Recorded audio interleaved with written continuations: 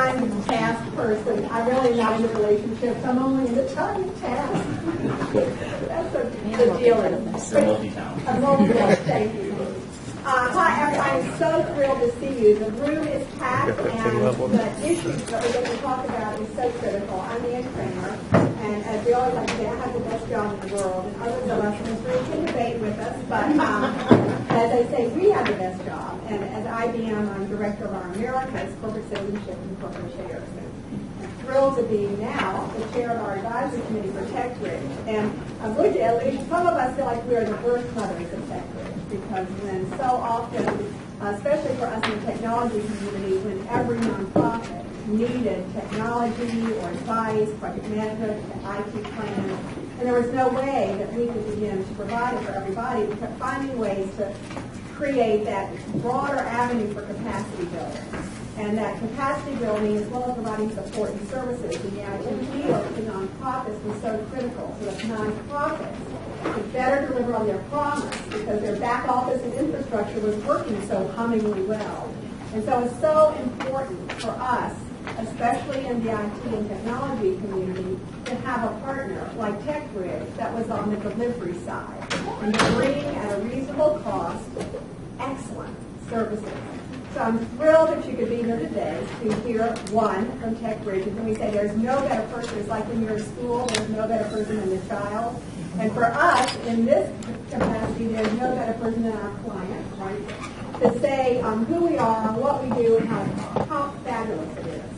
So today, I'm waiting for Barb. We really want to thank our colleagues at Troutman Sanders, led by Barb Kunkel, who is their CIO and a part of the TechBridge big board, since we're the advisory board, that they're so grateful. This room is beautiful, the view is fabulous, even a little cloudy. The food is great, and we are so grateful to you. Thank you, Barb, so much. Hopefully you guys get together. And also, the idea generators were Celia and Finithia, when they were talking to TechBridge early on about ways we could support each other, was to say, why don't we have an opportunity to get together? And Barb said, Troutman Sanders. So we thank you so much, idea generators and implementers. We love you both. But today, we will get a chance to hear from James and the team at TechBridge. And I do want to do a special shout out to our colleague, Sandy Hoffman, who is the chair of the TechBridge board. And she's here both as a supporter and a listener to be able to report back about what's going on within the broader community as we support TechBridge. Before we start, James, I'm going to ask if we can go around and introduce ourselves, and then we'll move along the program. And remember, because I am the Comcast person, we always start on time in 1 minute. Chris. I'm Christina Percy. I'm with Turner Broadcasting. Good morning, Quinita Frazier, Strategic Funding Group, and I've had the honor of working with TechBridge on grants development. No, David, you can sit down under the teacher's nose. Hi,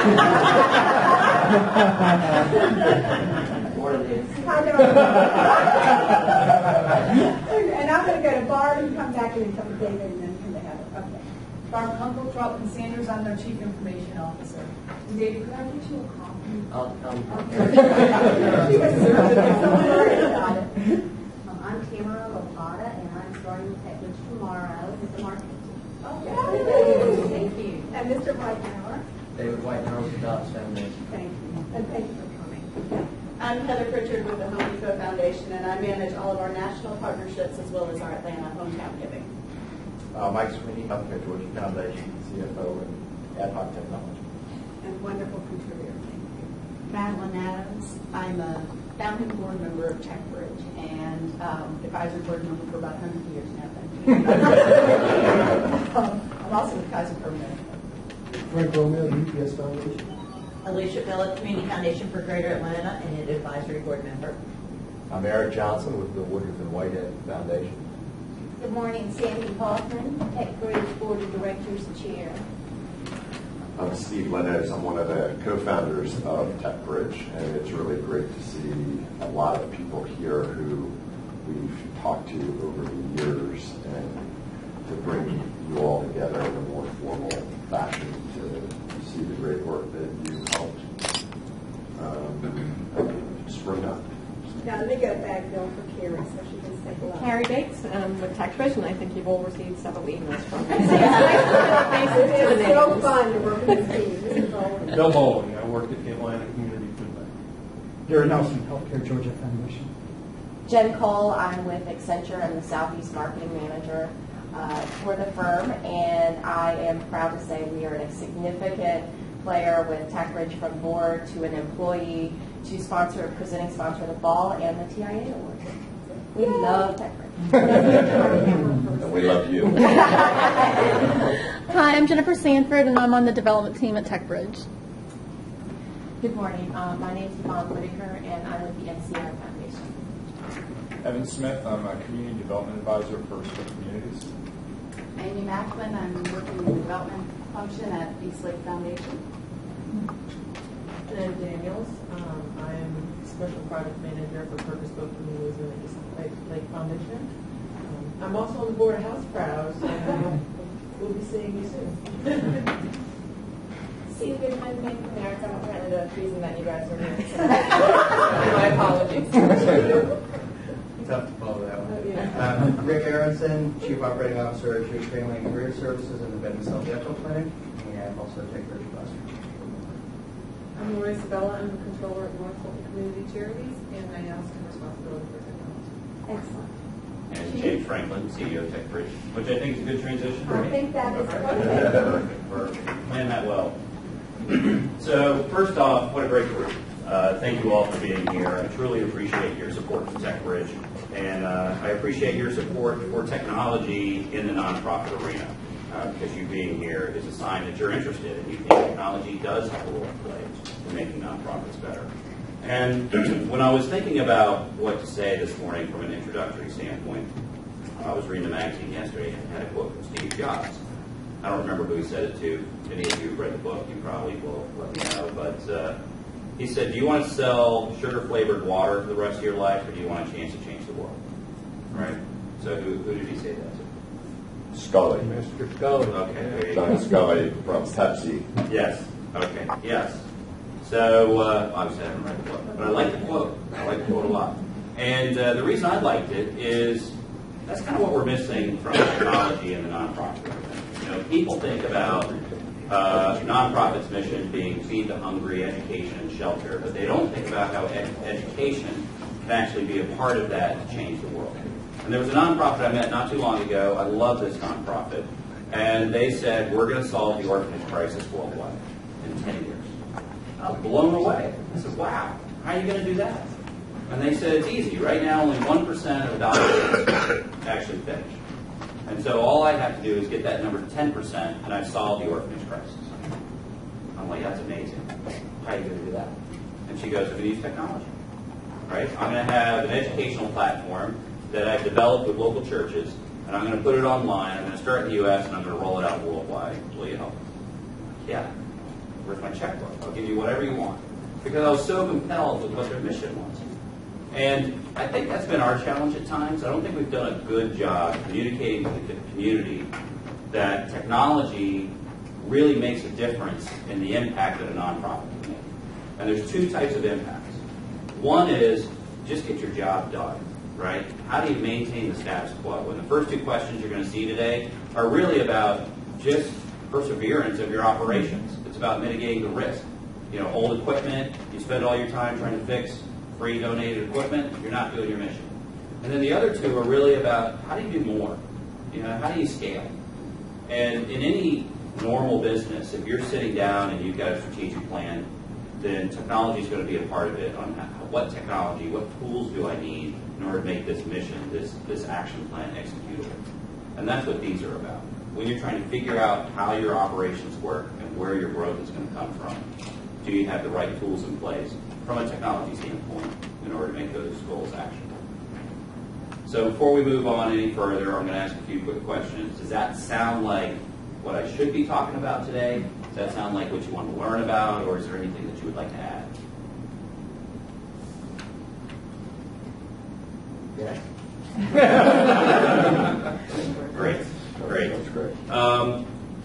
So before we move forward, I thought it'd be good for you to hear from some of the nonprofits we serve ourselves. And so Lori was very kind to come today from North Fulton Community Charities because they're a great example of how we can take technology that the community has made available. In this case, it was the Salesforce Foundation who provided them with free licensing, which they do for every nonprofit. So by sitting down with them and understanding what the requirements were, figuring out what they needed to do and where they needed to go, and the barriers that were keeping them from getting there, given the staff and the resource limitations that they have, we were able to put together a pretty good plan for them that leveraged all the community had to offer them. So if you could just share a few words on that. We embarked on a project last fall. We thought we were going to be replacing our client management database. And we had surveyed several not-for-profits in the community to find out what they were using. And if we asked 10 folks, we probably got 8 different responses. But that is what led us to James and TechBridge, which really was a repeat visit for us. We had had a project several years ago prior to my coming to the organization. And as James mentioned, we were visited by a gentleman, Dana Poe, an Accenture loan executive, I guess. And he came out and we started talking about our needs, the needs for this particular type of a database. And again, we were kind of narrow focused and we weren't sure, we just thought we needed to do this. And then Dana started thinking, well, at this place where we've installed the same database, they're using it for donors, they're using it for volunteers, they're using it for their education programs and that sort of thing. So it really blossomed into a product that is doing so much more for us than we ever envisioned. And again, it was through their leadership through that process of if you build it, if you can dream it, we can help you build it. And certainly the Salesforce donation of the licenses has been instrumental to us. And again, it's when we get to the end of the road, which is nearing it in sight, we will improve efficiency. We will improve the way we provide services to our clients. We will improve the way we communicate with our donors and our volunteers and our shoppers in our thrift shop. We will improve the way we communicate with each other. We've branched into a second location just across the street, but sometimes it seems like they're miles away. And so it will help us do that. It's certainly something that we've been able to manage and develop into using our own terminology, the way we do things. And so it's really going to be an extremely beneficial product to us in all facets of our organization. So we're very pleased with where we're at and looking forward to where we have to go with it. One statistic that we use from a previous client is client intake for them took about 2.5 hours. So with a similar system that you're using, we came in and reduced that to 45 minutes, which I think is 70%. So I'm a true technologist. I need a tool for everything, like a calculator. So thank you for that. And we're going to tell more stories about nonprofits. And the reason why is because we want you to understand the real life impact of some of these. Right? So the first question is around equipment. The typical nonprofit uses a lot of donated equipment. I was just with a nonprofit 2 days ago, and they said we have a whole bunch of donated equipment. And I said, well, there's a reason why they gave it to you. It's because they didn't want it. And there's a reason why they don't want it, and that's because it doesn't work.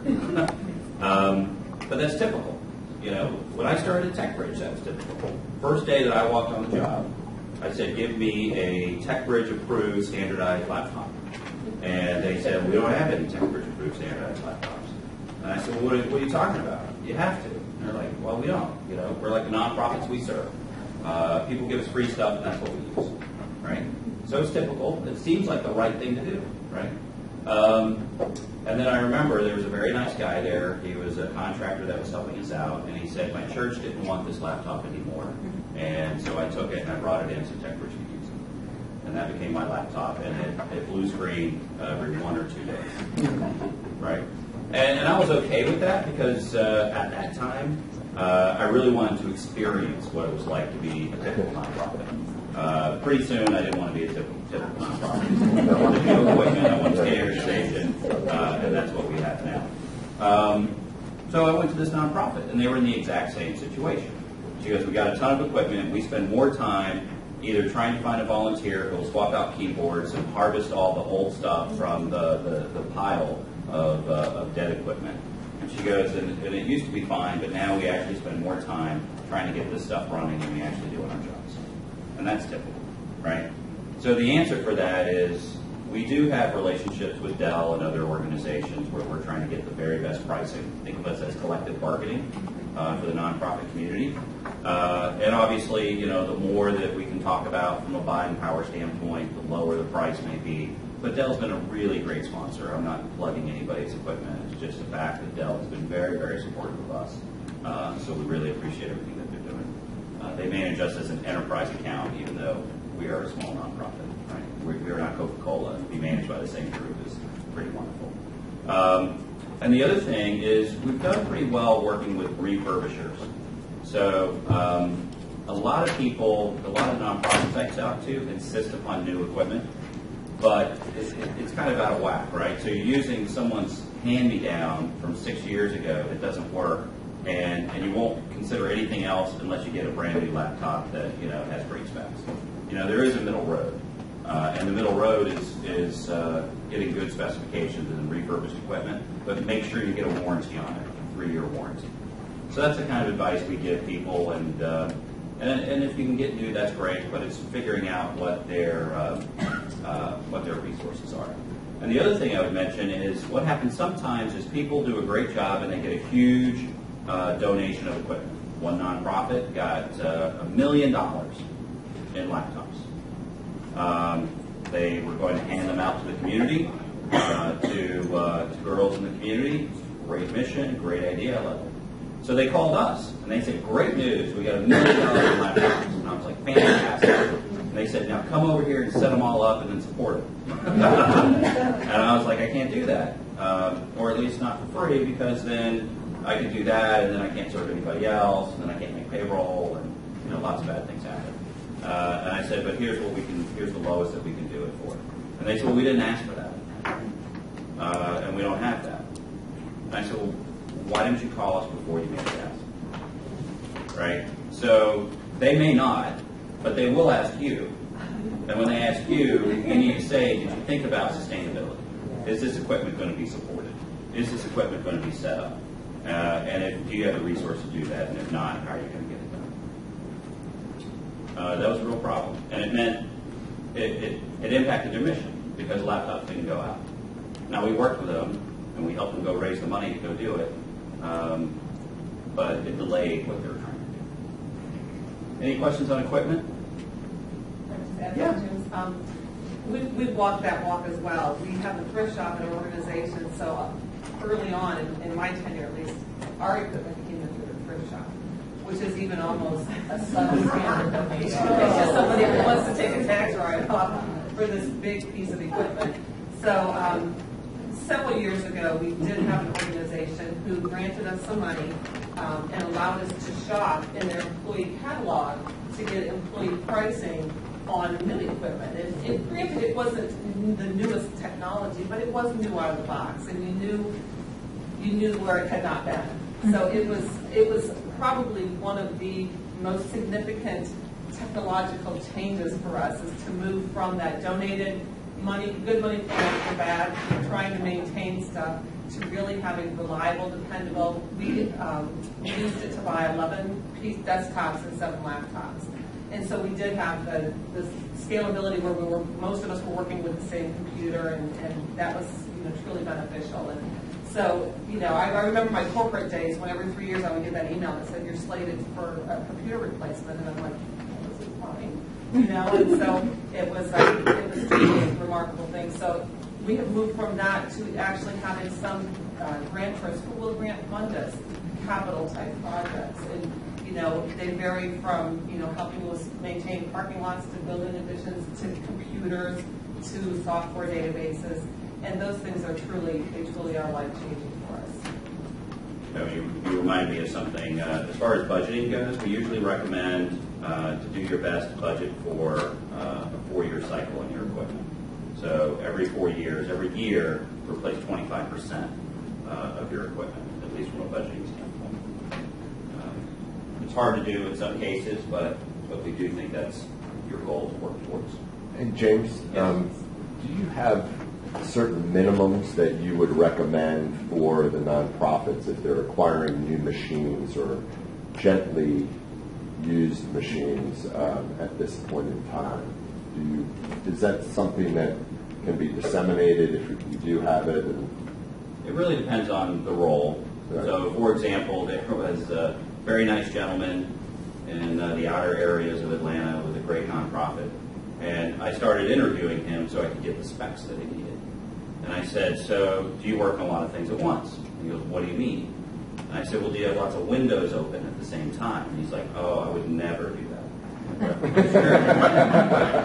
And he said, no, I open one thing, I do it, and I finish it, and I close it, and then I open up the other thing. And he basically said, I'm an old dog, you can't teach me new tricks. I'm a very linear person.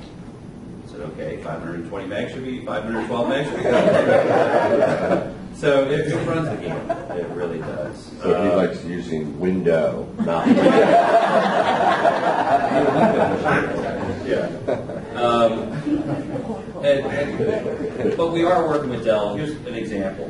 Dell setting up a page just for our members, and it will have standardized equipment on there. And so we'll say, here is the caseworker piece of equipment. Here is the office manager piece of equipment. And so when you call us, we have to decide if we want to make it public or not. But when you call us and say, I want this, we're going to say, we recommend you do this. Because standardization within your organization is great. Standardization across everybody's organization is even better. That means the cost of support goes down for everybody. Any other questions? So, had to put a little funny in there. So disaster recovery. There's a video too, so I really saved you guys. We talk about disaster recovery a lot. I would say very few nonprofits actually have a DR plan in place, at least from my experience. And then when we talk about DR, it's more like they have ideas in their heads about how they would deal with things. So I'll take you another example. A nonprofit I was at a few days ago. And I said, do you feel like you have a good DR plan? And they're like, well, kind of, sort of, maybe. What do you mean? I said, well, if the building burns down, can you do your mission? She goes, well, I have some papers at home. Yeah. So I was like, that doesn't sound like a plan. But, that's typical, right? Because they don't think about this stuff. So one thing that we've tried to really do is make sure, first thing, that they have a DR plan in place. And it'll be a journey to get to a good DR plan, but start that process. So we have a template that we give clients, and we say, here you go, fill it out yourself, or get our help to fill it out, whatever's most appropriate. And technology is a piece of that. I was actually out at the Clean Air Coalition yesterday, and I was chatting with them about telecommuting. So they're all about teleworkers, right? And they give away training and advisement for free to people who want to adopt teleworking practices. And I was like, well, that's great. I was like, every nonprofit needs that because that's what DR is, right? You can't get to the office, you work from home, right? So that should be part of the DR plan. So there's a lot of great resources out there, whether it's from us or whether it's from other people in the community. We've worked pretty hard to tie it all together to make it easy for people so that they have those resources, and you can help with that as well. So before you grant money to someone, do you have a DR plan? Right? What does it look like? Does it include technology? What kind of technology? Does it include communication? Communication is another big piece, right? If the building's gone, or if you can't go to the building, you're not going to email, right? Unless your email is hosted, with Microsoft or GoDaddy or whoever. So these are the kind of things you need to think about. And it's too late if you're thinking about them at a time of a disaster. Any questions? Oh, the other big one is they have to test it. And we're the poster child for that, right? If you have a disaster, it doesn't matter if you have backups. It matters if your backups work. And the only way you know if your backups work is you test them and retest them. And so if you ask somebody, do you test your backups? They go, yeah, we've tested them. No. Do you test them on a continuous basis? If so, how often? How do you do these tests? Questions on DR? How am I doing on time?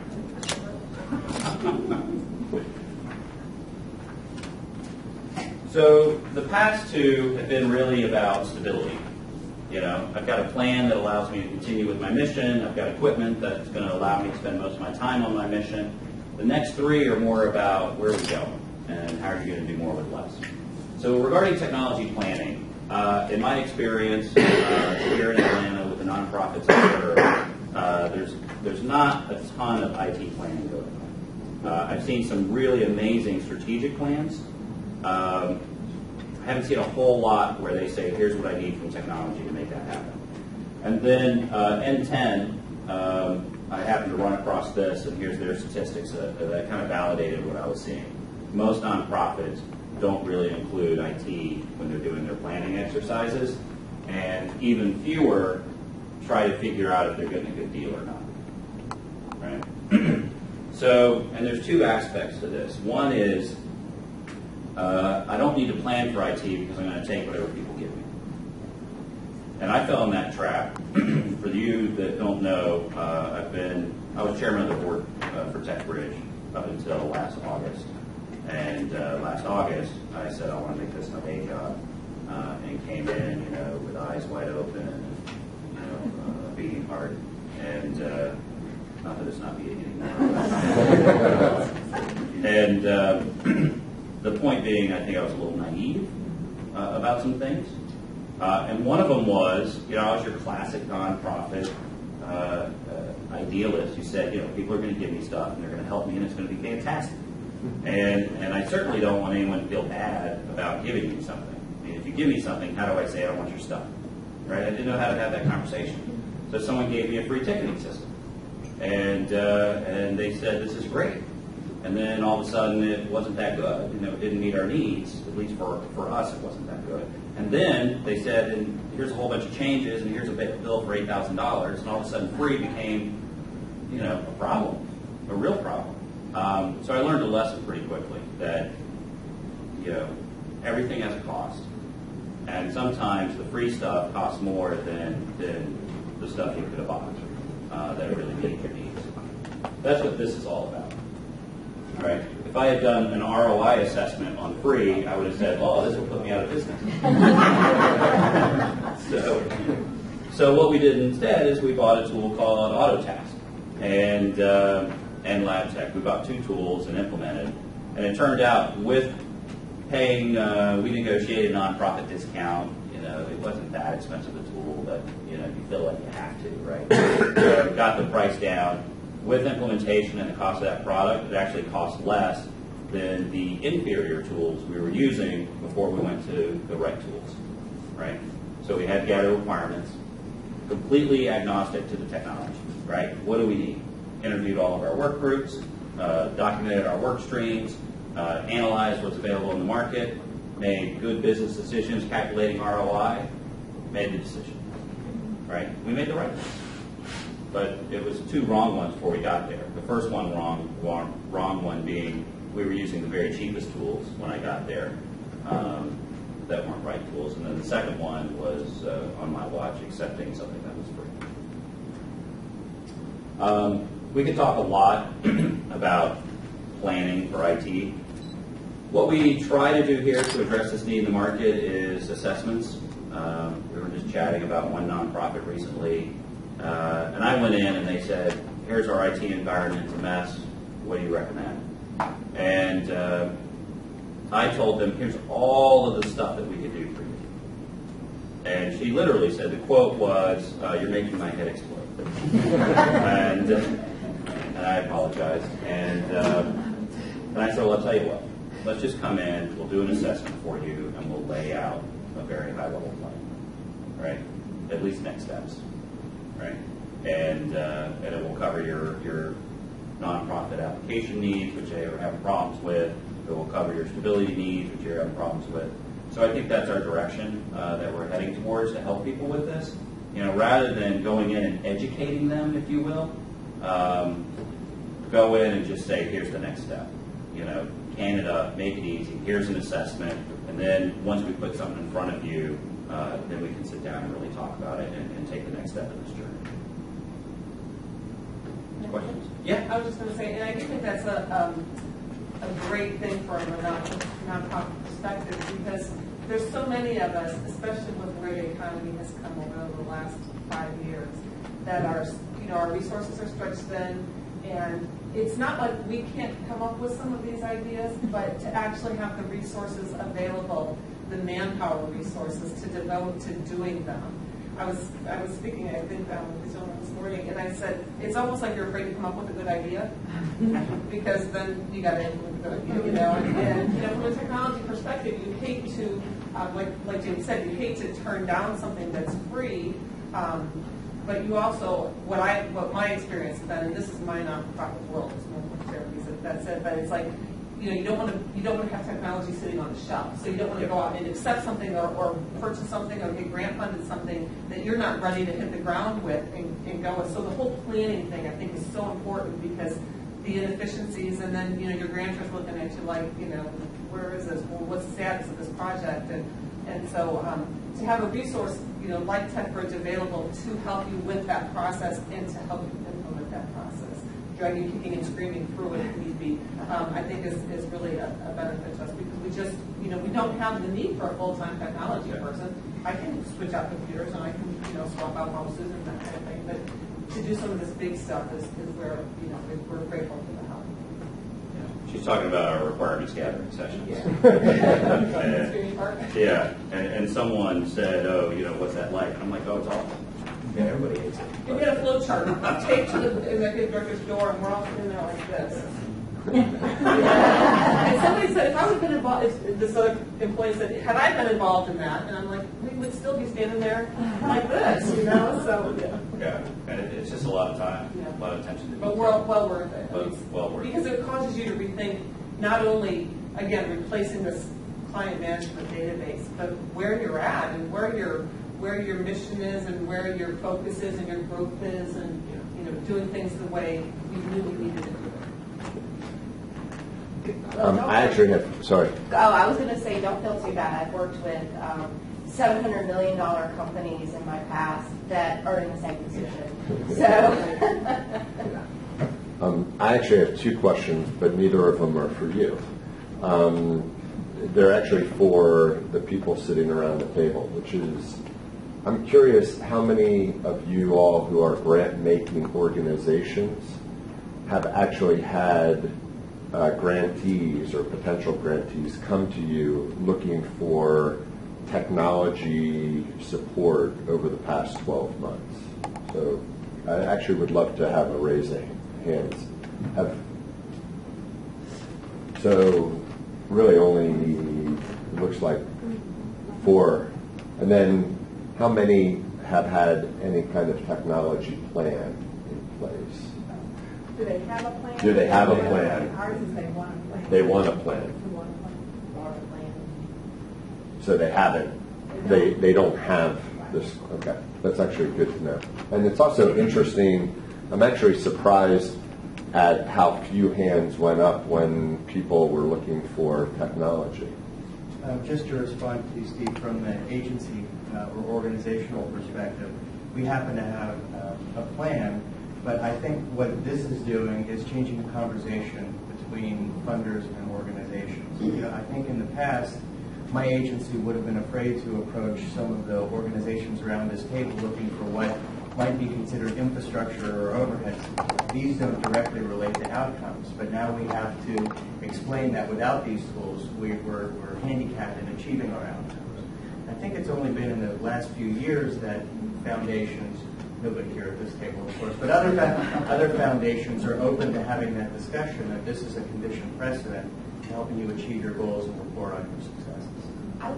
Just in interacting with nonprofits in Atlanta and some that I've worked with, I'd say it's also, it's been this, there's still this stigma that it has to be a program that has impact on the, showing how many people you moved in the community that went from, say, homelessness to a job, instead of thinking, and forgetting that there's opportunity out there with hundreds of companies who would 100% say, here's a great thing that you can do, and here's how you can do something operationally, and you still have the same outcomes. You can tie it to those outcomes through the technology, but I don't think nonprofits realize they can do that. For us, it's specifically with capacity building. So we have a grant program that is pure capacity building funding, and it's major funding, and so it's sort of it's an excellent operational opportunity, yet it creates a lot of sort of eureka moments for our nonprofit partners when they look at it and say, oh, we can ask for that? And then you have to really work with them on what does it mean to ask for that, and what are you going to do when you ask for that, and if you get it. So. Well, actually, my follow-on question was going to be, how many of you all who are funders, grant making, how many of you fund capacity building programs in the community? So by raising hands. Right. So that's also an interesting, so a lot more of you all do that. Bill, did you want to say something? Well, I'm going to switch the subject just a little bit, but I wonder how often, James, you interface with board members versus a staff person. I mean, food bank, we have 700 organizations, and we invest in them often. Yeah. They can't raise the money or whatever. But oftentimes the director of a small nonprofit really doesn't not only know what to ask for, really doesn't know to ask. Yeah. And often you've got to get to the board to kind of empower the staff to do that. I'd say for the smaller nonprofits, I agree completely. I won't mention names. One nonprofit happened pretty recently. We actually received 2 gifts for them. We got them adopted by a corporate sponsor, and we got one of their projects subsidized by a very large corporate sponsor. And with both of those, the organization didn't have the ability to say, this is what we want to do. Partly because they couldn't evaluate it, partly because they didn't feel like they had the authority, partly because there was a lot of transition in the leadership ranks there. And there it was all about interfacing with the board. So they formed a committee, we had to work with them, we had to work with the chair. It seems to be in organizations in flux, we deal with the board. Yeah. We've talked a lot about, we're going to embark on a new marketing campaign, right? Because I don't think we've done a great job of reaching out to the community and letting them know what we do and how we do it and the difference that it makes. So part of that marketing is, I think, who's the audience and how does the message get out. The Clean Air Coalition, I met with them yesterday. She said, I know TechBridge because I know Sandy. In like 12 years of us being in the community, she never saw like anything about Sandy. Sandy mentioning it every time she sees it. Exactly. So either we just need to Well, get she Sandy out there more. encountered me. She serves on the board of the Drake House, and she just recently joined it, was listening to their issues and problems, and said, I know somebody who can help with this. Let me figure out how we can get connected. Sandy, can you? Yep. James, can you? Yep. And it's done. And within a week, they were meeting and having a discussion about solving the problem. So within the TechBridge board, we've had the discussion that they are our most powerful advocates for TechBridge because they are part of the community, and their peers are part of the boards that are leading our nonprofits as well. So that connection and people you have confidence in, who understand the business problems that exist, and have passion for the mission, all come together very powerfully in those board members, and I think make great partners. I am to the comment about boards, because I've served on boards of small nonprofits, and I think sometimes the mistake they make is that they don't engage the intellectual capital of their board when they make major decisions. There's been times, Full Bank or the board I've been on, I'm just like, you've got consultants, you've got IT consultants on your board, people who've got supply chain experience. Why did you not engage them before you made a major software purchase? Because it sounded really jazzy, and then they implement it. It's this new thing no one's ever heard of. And, it's just like, you never get Microsoft when they first come out with a new version because they haven't gotten all the bugs out. It's just like, why would you do that? So I definitely Because I like to play with new stuff. Yeah. But I mean, so I would definitely say not only just with software, with anything. I mean, before you make any kind of huge decision, engage a board with your opinion. Exactly. And for some of these nonprofits, it may be that great advice of seeking to have someone on your board with that type of experience, because lots do not have that, and they luck into having someone who maybe has that background or technology. But it's great advice for them to have one person. And I think that's something TechBridge can do, I do is too. consultation to say you need these resources. That's correct. We've actually done some work trying to seed other boards with some technologists based upon a request. We've got our board emeritus program. So, yeah, we're thinking about opportunities for that. Because you're right, the knowledge needs to be there. And having the knowledge with us is fine, but it would be even better if you had it with somebody with some decision-making authority. Well, and TechBridge today has access to just a premier group of CIOs in town. They come to our parties. They're folks like Barb who understand the impact that we can have. So we really have those seeds that can be a part of a nonprofit board. And frankly, most executives at that level are looking for an opportunity to give back. It's credentials for them, and we are a perfect pathway for that. So I think when we talk about how to get everybody energized to act here, it doesn't always have to be through a TechBridge contract. It has to be through the TechBridge network of community. There's also our adoption program, right? Yeah. So Turner's adopted 2 nonprofits. They were actually our marquee sponsor for kicking off this program. The whole idea is take volunteerism and shove it into the nonprofits that we serve, and in the process, actually make additional investments in the organizations that they serve. Case in point is Case Club, which got adopted by Norfolk Southern, and made a parting comment. Their equipment's really old. We told them to save up for like 8 years in order to buy the server that they need, and they're like, "We'll just bring it on our next visit, no problem." It's like, great, that's exactly what we expect. Maybe what we need to add to the expectations is board representation, right? It's a great idea. So I'm going to tell a self-deprecating story real quick about the cloud, and the reason I'm telling it is because in some ways I feel like the nonprofit community is where I was when the story happened. I was at a party many years ago, and there was a guy from Georgia Tech there working on his PhD, and I said, "What are you working on?" And he goes, "Something called the World Wide Web." And I was like, "What's that?" And he said, "Oh, it's really cool. You can we're gonna put pictures on the internet." And I was like, "Well, that sounds dumb. Why would you want pictures on the internet? Because you just type in your Linux commands or whatever, and you can do whatever you want." He's like, "Oh, it'd be great. Pictures. Everybody likes pictures." I'm like, okay, world, yeah. And he said, "No, it'd be great because with these pictures you can create ads.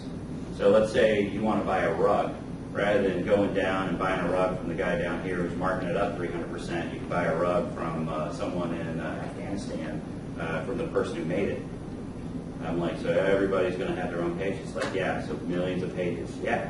I'm like, "Well, how am I going to find the rug in Afghanistan? That's silly. I can't, it's too much. It'll be information overload." He goes, "We have things called search engines. And search engines, you'll be able to type in what you want, what you're looking for, and it'll do a great job of narrowing it down, and it'll find exactly what you want." And then he said, "Hey, you want to come by my lab and check it out? It'll be great. Come see what we're doing." You know what my response is? "That's stupid." All right, so the self-deprecating, like I said. I could be sitting at this table with my own foundation, right? And I said that for a couple of reasons. One is, I think he was hitting on my girlfriend. So, that was one reason. And the second reason was, I don't know, I didn't get the vision, right? I was in the environment that I was in today, which was working with big honking machines to solve huge honking problems with a brute force method, right? And that's the world I lived in. I was working on mainframes. I was crunching millions of transactions a day, right? And so here's a guy talking about pictures. What? It just didn't resonate. It did pretty quickly, though, and so then you had Steve Jobs comment, we're going to change the world, right? So I've learned a lot from that lesson. But I feel like the nonprofits today, when I come and I talk about, hey, I got pretty pictures, hey, I got some cloud services stuff, they're like, whatever. You know? Yeah, that's not going to change the world, right? I mean, I know what's going to change the world, putting food in people's mouths, putting shelter over people's heads, right? But this stuff is big stuff, and it will change the way they operate, just like it's changed the way every single business in the world operates, right? So, James, I think of a story about 3 years ago over at the IBM office, and we were having our board meeting, and the whole conversation was about the cloud. Yeah. And I'm thinking, don't say anything, Bill, 'cause I don't know what the hell they're talking about. I just kind of went along, and nobody asked me any questions, and I went back to the office and, did a little research. But, that's one of the advantages of sitting on this board. well, I have some advice. Don't say that sounds stupid. But I know you wouldn't say that. So. And real quick, why is it important? There's a lot of baggage. There's a lot of hidden costs with all of the IT investments that you make today. For example, you get a whole bunch of laptops. It costs a lot of money to set them up. If you get an iPad, it doesn't really cost a whole lot of money to set it up. It's just different. The architecture is different, and that trend is going to continue. That's not really cloud, but it's equipment that's enabled by the cloud, and therefore the setup to make that equipment work is a lot less. Also, we spend a lot of time and money keeping servers up and running. An Exchange server. It's a complicated piece of equipment. It takes a lot of care and feeding and a lot of maintenance and horsepower in order to keep that thing up and running. If you go to Microsoft Online, if you go to GoDaddy hosting your stuff, that's their problem. You don't have to worry about it anymore. So that's why I say you may be spending the same amount of money, but the money you spend is going to be more attributable to making certain outcomes happen, and less about, I just got to keep my stuff up. And that's really the trend that you're going to see happening, and it's happening now. Some of the price points aren't where we need them to be, say cloud backups. It makes total sense.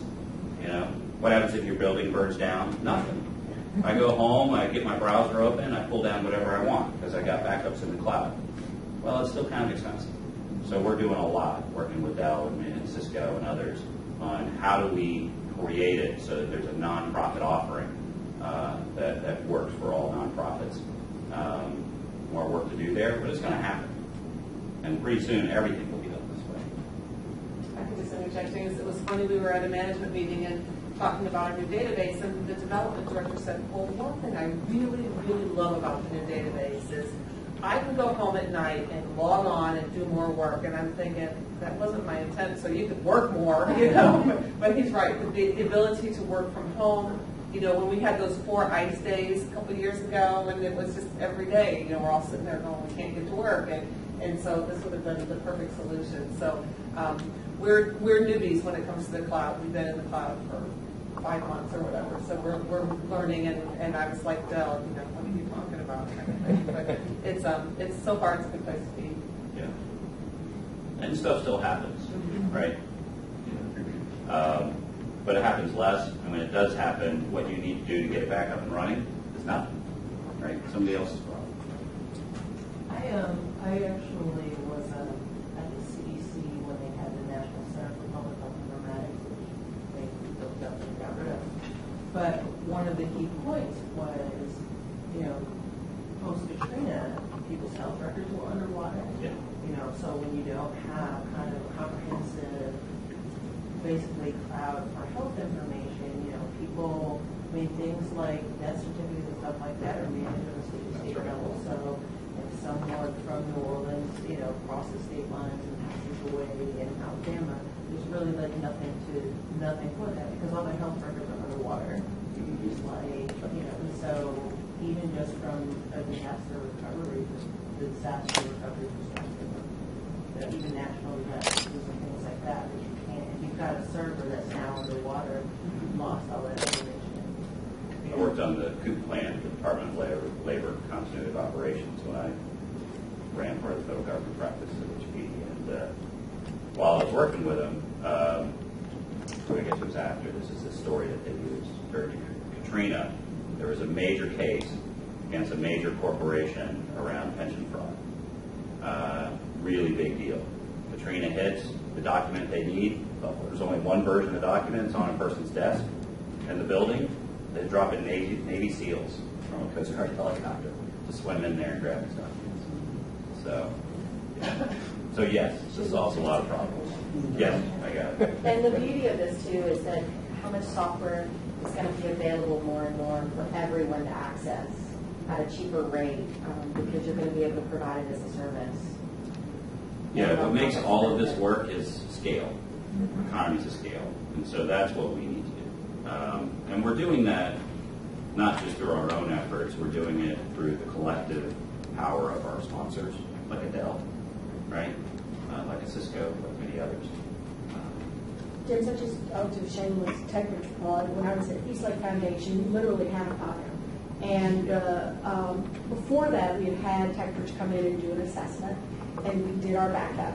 When we had the fire, we were out for 9 months of literally our server, everything went down, but everything was backed up and we were able to access because we had done this technology plan and actually implemented it, not just doing it, but we actually implemented it. There you go. And it worked for us. So we were able to live remotely until the facility was back online. But without that without having thought through it ahead of time, we probably would not have been able to be on mission for months and months, but literally had a fire, an electrical fire in the house.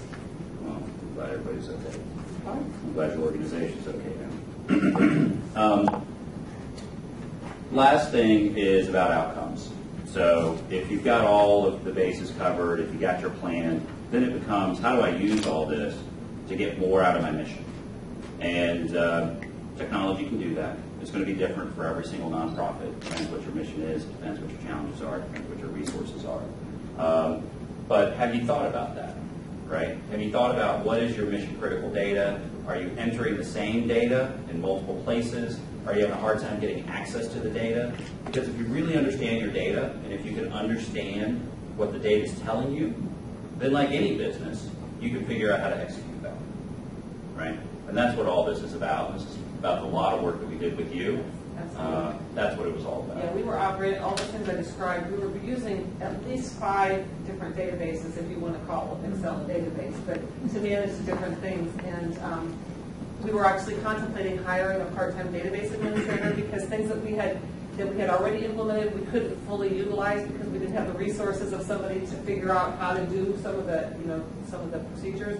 And with Dana's suggestion, we backed off from doing that, brought these other components of our business into the same database. So, the theory being if I have to run a report for client services, it's the same way as running a report for donations and that type of thing. And it just made so much sense. And, talk about entering the same data in multiple systems. We had people that our holiday program coordinator, she knew the holiday database, nobody else did.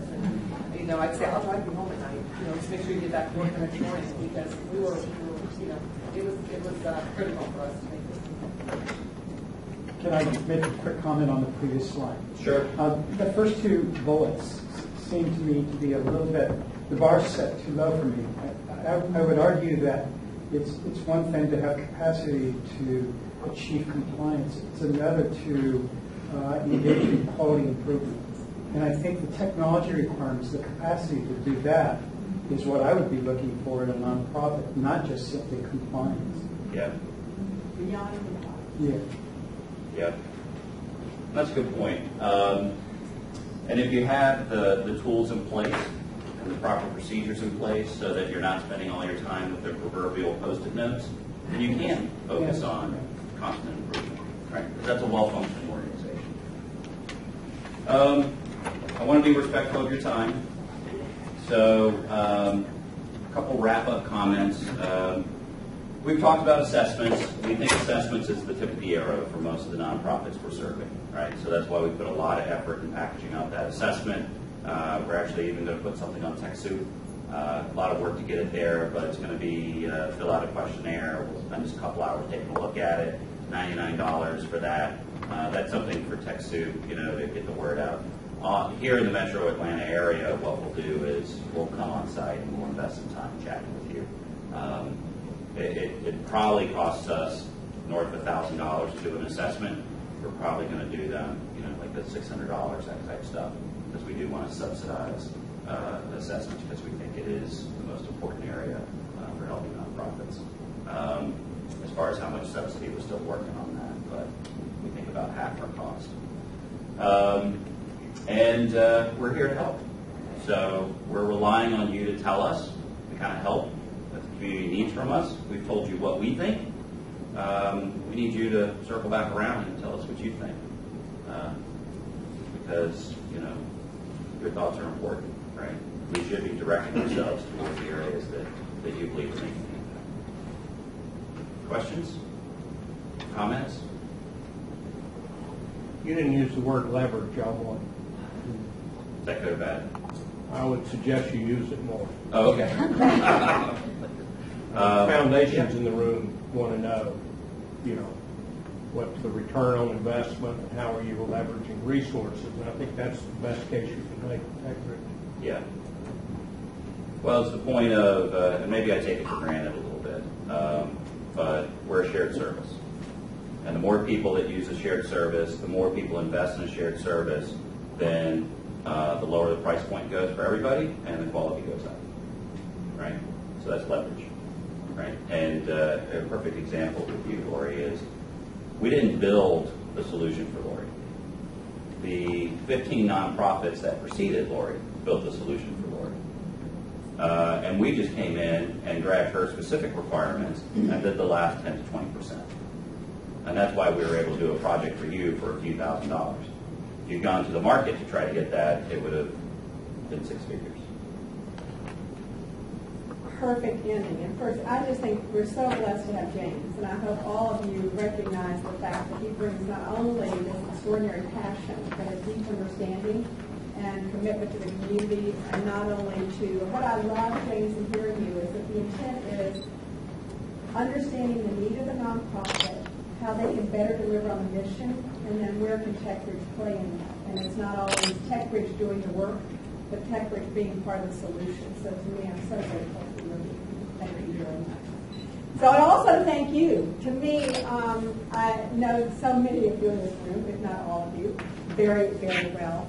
I know that your commitment is to, again, creating a community called Metro Atlanta, if not Georgia or the world, that is, in fact, creating a place for every child to be interdependent and contributing. And we use a lot of our NGOs as a part of that solution. And they all need to be smarter in delivering on their mission. And in that mission, obviously I'm kind of the bias, is that infrastructure is a critical component. And the better and the stronger and the smarter it is, the more effective we can deliver the impact of the organization. So Lauren, we're thrilled that you came to tell your story and that we were a part of your solution. But I think for all of us, as we listen with our organizations, to be bold to ask, like, Bill, what are you doing with your IT plan? How can it really help you deliver? How can we leverage what you're learning so that other organizations can be a part of it?